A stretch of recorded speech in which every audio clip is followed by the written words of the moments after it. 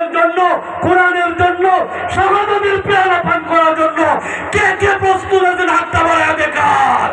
নারায়ে তাকবীর। হাতটা নামান। আমরা ইসলামের জন্য কুরবান দিব। আরেক ভাই যে দাঁড়ায় ওয়াজ শোনার মতো জায়গা পাইতেছে না, আরেক ভাইয়ের জন্য জায়গাটা অন্তত পক্ষে আগে করিয়ে দেই, পরে ইসলামের জন্য শাহাদাত বরণ করবো। জোরে বলেন ঠিক কি না? এই জন্য একটু সামনের দিকে আগায় বসেন ভাইজান, একটু আগায় বসেন। জিকির করি লা ইলাহা ইল্লাল্লাহ। আরেকটা স্লোগান হইব রাজীবপুরে, আমি দেখতে লাইছি। নারায়ে তাকবীর, নারায়ে তাকবীর।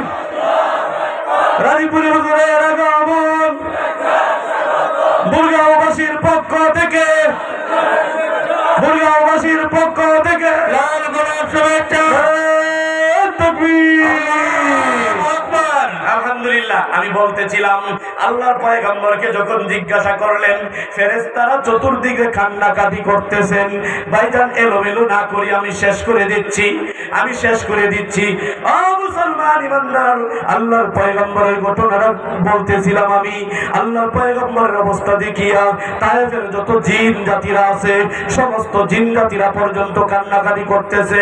জিনেরা বারবার আবদার করতেছে, নবী গো, ওগো আল্লাহর পয়গম্বর, আপনি যদি হুকুম দেন ফেরেশতার প্রয়োজন নাই, আমরা জিন জাতিরা এমন ভাবে অ্যাকশন নিব তায়েফবাসীকে আমরা উলট পালট করিয়া দিব। আল্লাহর পয়গম্বর কিছুই বলেন না। যখন জিবরাইল আলাইহিস সালাম আল্লাহর পয়গম্বরের কাছে বললেন, আল্লাহর পয়গম্বর চোখের পানি ছেড়ে দিয়ে বলতেছেন, ওয়ামা আরসালনাকা ইল্লা রাহমাতাল লিল আলামিন। আল্লাহু আকবার। আল্লাহর পয়গম্বরকে যখন বলতেছেন, জিবরাইল সুন্দর করে আদবের সহিত বলছে, হুজুর আপনি যদি অনুমতি দেন, আপনার সারা শরীর রক্তে রঞ্জিত হয়ে গেছে, হুজুর আপনি যদি অনুমতি দেন, তার প্রতিশোধ হিসাবে তায়েফবাসীকে এমন ভাবে কঠিন শাস্তি দিব যেন তায়েফবাসী একটা বাঁচতে না পারে। আল্লাহর পয়গম্বর কেঁদে দিয়ে বলতেছেন, আমাকে আল্লাহ তাআলা রহমাতুল লিল আলামিন বানায় পাঠাইছে, শাস্তি দেওয়ার জন্য আমাকে পাঠাই নাই। তখন আল্লাহ তাআলার রাসূল জিবরাইলকে শোনায় একটা দোয়া করে দিলেন, আল্লাহুম্মা হদি কওমি ফা ইন্নাহুম লা ইয়ালামুন।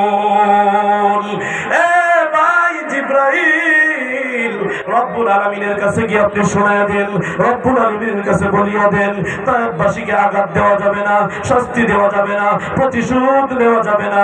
তায়েফবাসীকে যদি ধ্বংস করিয়া দেন তাহলে তারা দিন আনবে কেন? আমি তো ধ্বংস করার জন্য দোয়া করতে পারি না, আমি দোয়া করে দিলাম আল্লাহ তাআলা যেন তায়েফবাসী সকলকে হেদায়েত দিয়া দেন। সুবহানাল্লাহ। ও মুসলমান ইমানদার, পরে দেখা গেল তায়েফবাসীর কেউ বাকি নাই, দলে দলে সকলেই মুসলমান হয়ে গেছে। বলেন সুবহানাল্লাহ। ও মুসলমান, তাহলে আমি বলতেছিলাম 5টা আয়াত আপনাদের সামনে তেলাওয়াত করেছিলাম। যেহেতু রাজীবপুরি হুজুর আইসা গেছে, এখন আর কথা বলবো না। এই 5টা আয়াত কোরআনের আয়াত।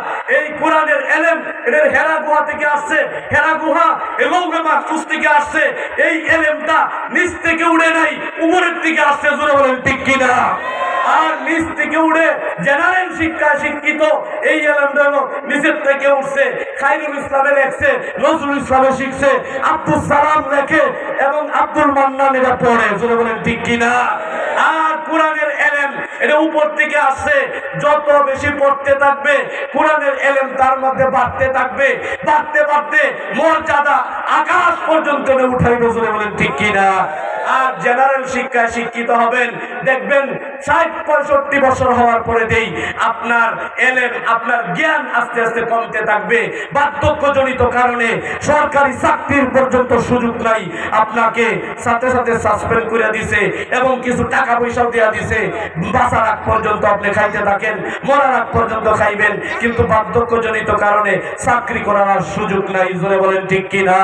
কিন্তু যত বেশি বার্ধক্য হইবেন, যত বেশি বুড়া হইবেন, যত বেশি মুরব্বী হইবেন, আগে এক মাদ্রাসায় বুখারী পড়াইতেন, বার্ধক্য হওয়ার কারণে এখন 20টা মাদ্রাসায় বুখারী টানে। জোরে বলেন ঠিক কিনা?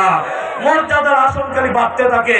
আল্লাহ তাআলা উলামায়ে কেরাম, ছাত্র তলাবা এবং বড় মুহাদ্দিসিনে কেরাম, শাইখুল হাদিস, শাইখ মাশায়েখ আমাদের যারা আছেন, সর্বশেষ রাজিয়াতুল উসুল মাদ্রাসা, এই মাদ্রাসাকে যেন হিফজ মাদ্রাসার একটা মডেল মাদ্রাসা হিসাবে আল্লাহ তাআলা কবুল করেন। সকলে বলি আমিন। ওয়া আখির দাওয়ানা আলহামদুলিল্লাহি রাব্বিল আলামিন। আমিও দোয়া চাই সকলের কাছে, আল্লাহ তাআলা যেন আমাকে সুস্বাস্থ্য সহিত আজীবন যেন দিনের কাজ করে যাইতে পারি। আল্লাহ তাআলা তৌফিক দান করুক। আসসালামু আলাইকুম ওয়া রাহমাতুল্লাহি ওয়া বারাকাতুহু।